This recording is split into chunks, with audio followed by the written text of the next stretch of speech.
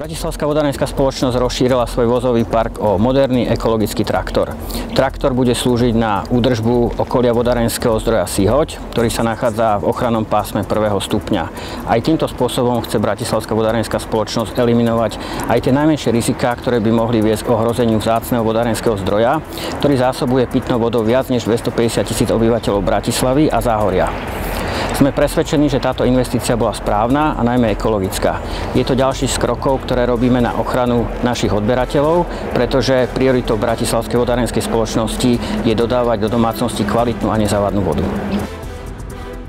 Bratislavská vodárenská spoločnosť v rámci dlhodobej stratégie zameranej na zvýšenie ochrany vodných zdrojov a zlepšenie environmentálnych podmienok v ochranných pásmach vodných zdrojov sa rozhodla investovať okrem zariadení na samotnú ochranu vodných zdrojov aj do zariadení, ktoré sa používajú na prevádzkovanie zariadení umiestnených na vodných zdrojoch.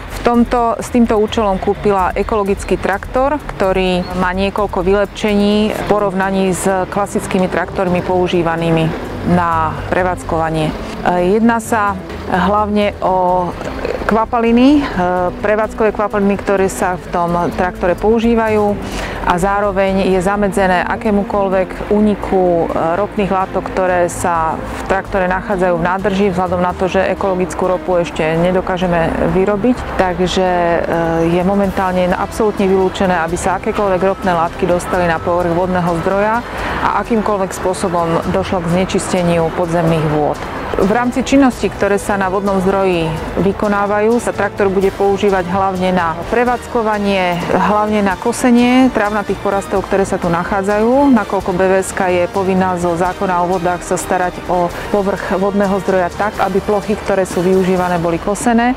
Ďalej budeme traktor používať na čistenie plôch a ciest, ktoré sú po viacnásobných povodniach vždycky zanesené bahnom a mnohé ďalšie činnosti, ktoré na vodnom zdroji je potrebné vykonávať.